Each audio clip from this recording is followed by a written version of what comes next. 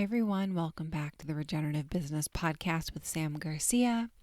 And today we're talking about low ticket versus high ticket offers in your online business or your in-person business.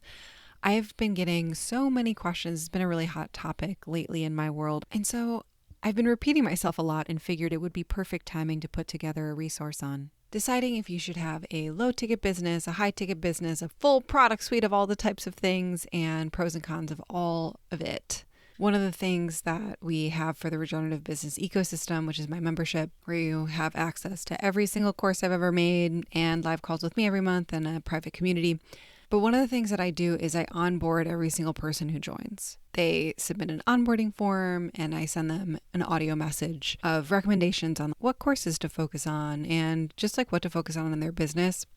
And this whole product suite thing, or especially for newer people in business or people who are pivoting big time in their business, deciding the larger price point and positioning of a business is such an important thing to think about and decide on. Now, just to define some things, low ticket and high ticket, they can mean a lot of things. Different people define them in different ways. I generally think about it like if it's under $1,000, then it's low ticket. If it's between $1,000 and $3,500, it's this mid ticket. Or maybe $1,000 to $2,500, it's mid ticket, and then above $2,500 or above $3,500, that's getting to the high ticket range. Of course, for different businesses, this could mean different things, right? If you sell $50,000 packages of things, then a $3,500 offer in comparison to your top tier stuff is going to be low ticket. But anyways, first of all, let's dig into some myths around this. So first of all, there's this myth floating around that high ticket is the only way to scale a business. And honestly, that's just not true. Scaling doesn't just means charging more. It means designing leverage.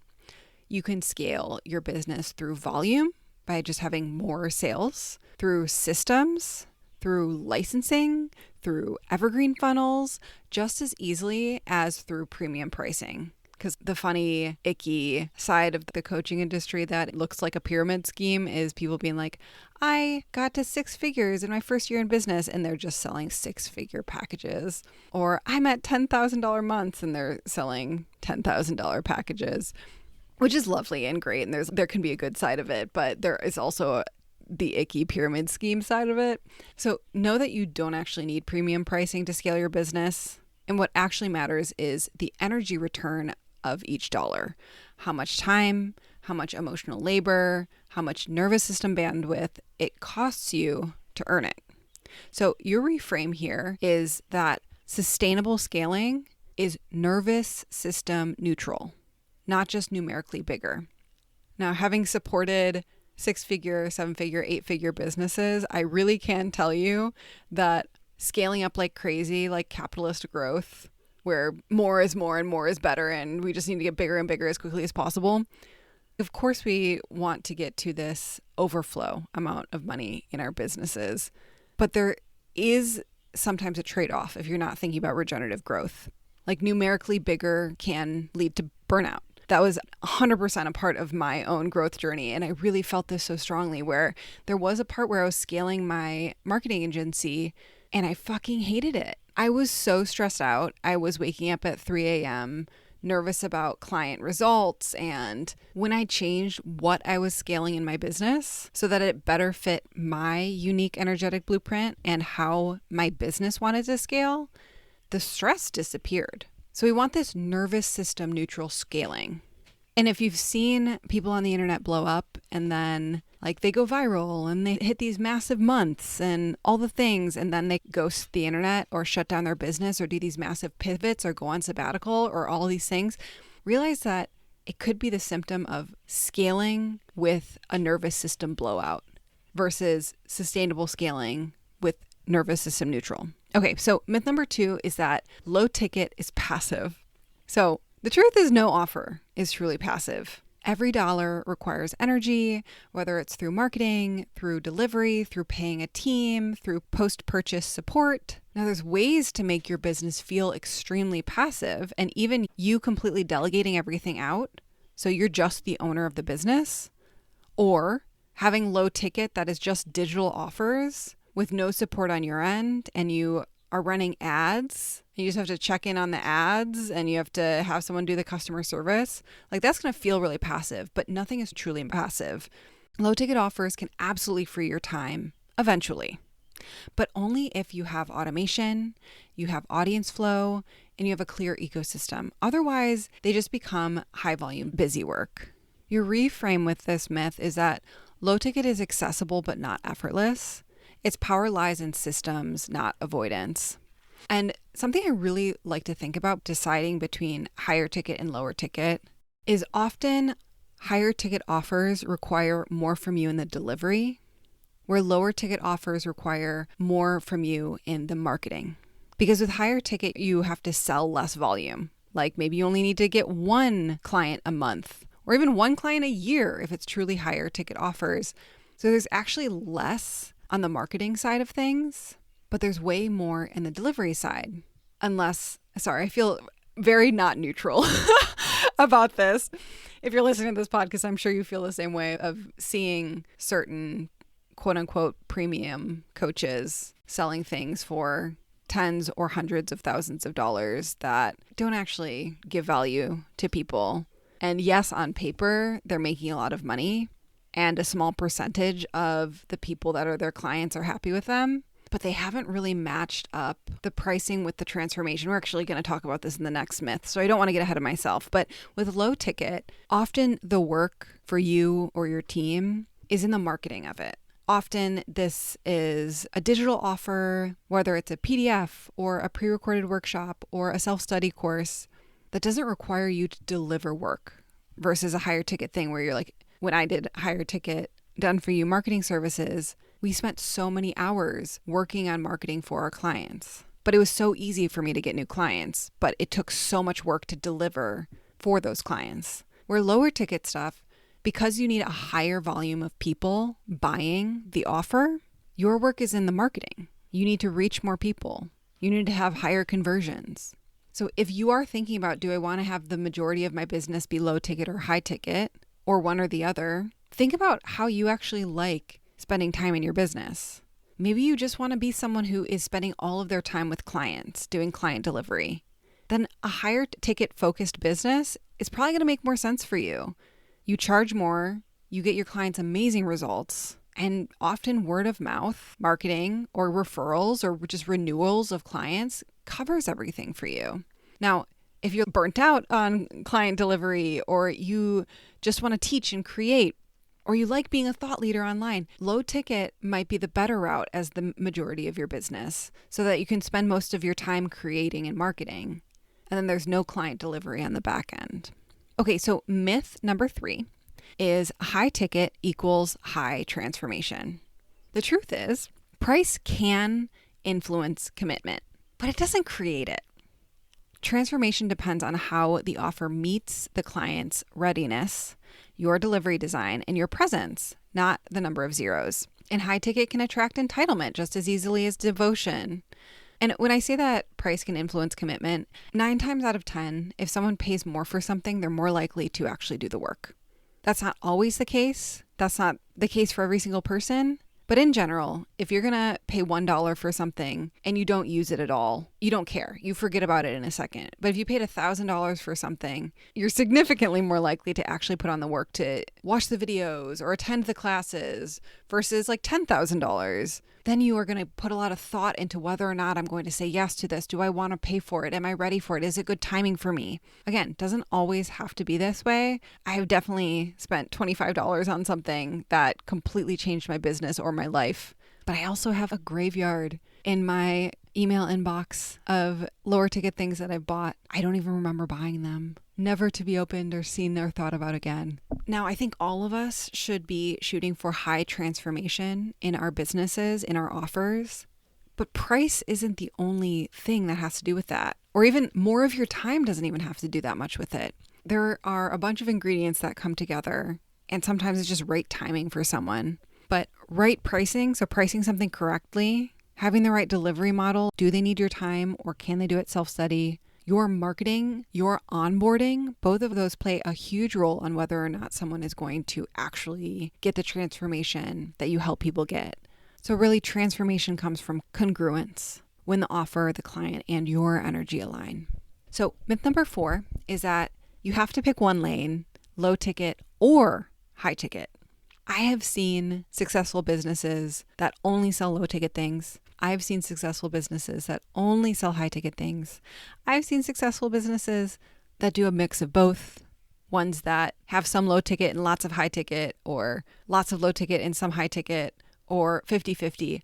It honestly doesn't fucking matter. And I'm using the word successful in terms of I've seen levels of success where if we're just looking at money, like 8-figure, 9-figure businesses for that entire range, but also very happy solopreneurs on all of those different ranges. So if someone's telling you this is your one style of business that's going to be successful, it's just not fucking true. They're probably trying to sell you something. I think for most people and most businesses, there is going to be some sort of mix of a little low ticket, a little high ticket. I think that they coexist beautifully.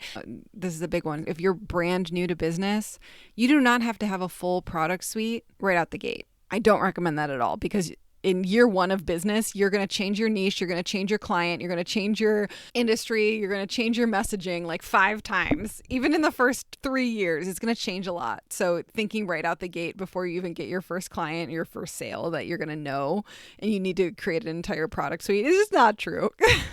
But if you're a more established business and maybe you've only been doing one-on-one coaching, I invite you to play with the idea of, I should do a low ticket workshop.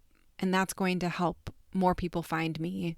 And some of them could eventually become my next one-on-one clients. Or, I'm going to create an ebook or write a book. Or if you've only been selling lower ticket things, adding a higher tiered offer, a higher ticket offer is honestly an easy way to scale to the next level of revenue in your business. Because low ticket businesses, you need to have a high volume of people to be covering your costs. So if you're successful with low ticket already, you're most likely going to have a really easy time expanding into higher ticket, because a small percentage of the people who you're already serving will take that higher ticket offer of yours. So these coexist really well together. They cross-pollinate. They can create a wide reach and depth, where this reach comes from low ticket and depth comes from high ticket. They can feed into one another, just like a biodiverse regenerative business ecosystem. Okay, myth number 5 is that your pricing is a moral stance. Ugh. So the truth is that the internet loves to moralize pricing, calling high ticket unethical or low ticket amateur. But pricing is a strategy, not a virtue signal. You can be generous and charge premium pricing. You can be accessible and still make a profit. The real ethics are in your business model and in your marketing. Are you delivering on what you're saying you're going to deliver on? And whether it regenerates you and your community. So, reframe here is that pricing is a design choice, not a moral identity. You've probably heard me mention the regenerative business ecosystem, but what actually is it? RBE is my all-access membership for online entrepreneurs who want to build thriving, ethical, nervous system-safe businesses, ones that feel as good to run as they look on paper. Inside, you'll get every single course, workshop, and template I've ever created, from copywriting Alchemy and drill-worthy offers to evergreen ecosystem and your root system. Everything's organized into clear learning pathways, so you'll always know exactly what to focus on next for your season of growth. And when you join, you'll get a personal onboarding audio from me, like a private welcome ritual where I help you identify your next right steps based on where you are in your business right now. But my absolute favorite part of RBE is the live calls. Every month we meet twice. One of those is always a Q&A call with me where I answer every question you asked. You'll get what you need every time. We also move through quarterly implementation cycles, themed seasons of focus, reflection, and growth, plus access to audio drops, a private podcast, and a vibrant community where collaborations, referrals, and real friendships happen. RBE isn't another hustle container. It is a living ecosystem built on rhythm, reciprocity, and regeneration. When you join, you get to grow your wealth and impact without losing your aliveness. Members have used these tools to double their income while working fewer hours, rebuild their creativity after burnout, and finally feel grounded in their leadership again. You can join us now at thedirtyalchemy.com/RBE, and podcast listeners get 20% off their first month with code PODCAST. Your next season of ease, expansion, and impact starts here inside the regenerative business ecosystem. Join now and have your best year yet. And definitely, please let me know if any of these 5 myths hit you in a specific way. Quick recap is myth number 1 was high ticket is the only way to scale. Myth number 2 is low ticket is passive. Myth 3, high ticket equals high transformation. Myth 4, you have to pick one lane, low ticket or high ticket. And myth 5, your pricing is a moral stance. Let me know if any of them was a myth that you were believing before this. I'd love to hear. Now, in general, if you are newer in business or brand new in business, I do think that starting with high ticket pricing is generally the best way to go. Just because when you are brand new in business, you don't have an audience. No one knows about you, and you're able to rely more on personal relationships, which is how all businesses get started. Because we need to think about the math behind high ticket versus low ticket when you're getting started. A little assignment for you, for everyone, but especially if you're newer in business, I highly recommend that you calculate your frugal expenses, like baseline expenses. What do you need if you cut out everything? What do you need to survive? Like your rent, your groceries, your insurance. If you were in dire straits and you could cancel all the extra subscriptions, what is that baseline cost? Knowing that number is such a powerful one when you're getting started in business. Because it's the very first goal, in my opinion. Your first goal is, can I get my business to cover my expenses, to break even, to pay my salary? Now, let's say that is $5,000 a month. That's your baseline. Then if we're thinking low ticket versus high ticket, for high ticket, maybe you are thinking about doing a $2,500 package, whether that's coaching with you for 6 months or shooting their wedding as a photographer or a website redesign or an in-person retreat. I don't know. If your higher ticket prices is $2,500, you know you need to make 2 sales per month to break even, to pay you what you need. That's very doable as a new business because you can reach out to friends, past coworkers, local business associations, whatever. If you're going low ticket and you need $5,000 and let's say you're selling a $100 course, you need 50 people every single month to buy that $100 course. So 50 people this month, another 50 people next month, another 50 people the next month. And when you have no audience, that can be really difficult. So I see a lot of people wanting to start with low ticket in the online space. Often this is a mindset thing where they're really afraid to charge larger amounts of money for their services or their time. And it's scary to think about pitching someone $2,500 for X, Y, and Z, or $5,000 for this thing, or $1,000 for this thing, whatever it is. And the idea of going and doing sales calls and pitching someone that and potentially being rejected or laughed at, or someone being like, oh my God, that's your price? That's so terrifying for people who haven't done it before. So they'd rather sell $100 things because that feels safer. But it actually is often harder unless, and this is for those of you who really want to do low ticket right out the gate or transition your high ticket business to mainly being low ticket and you don't have an audience, you're just going to have to lean into getting high volume of people seeing your work as quickly as possible. Now, a lot of times that is running ads. Or it's like learning how to go viral on TikTok or build a large audience on Instagram or partnering with people who have a big audience already. So you can absolutely do it. Just realize that needs to be your number one goal as quickly as possible. Because it's not just in the example I gave of 50 people every month buying the $100 thing. It's not just you getting in front of 50 people. You probably need to get in front of 100 times that because a very common conversion rate is 1%. So 1% of 5,000 people is 50 people buying.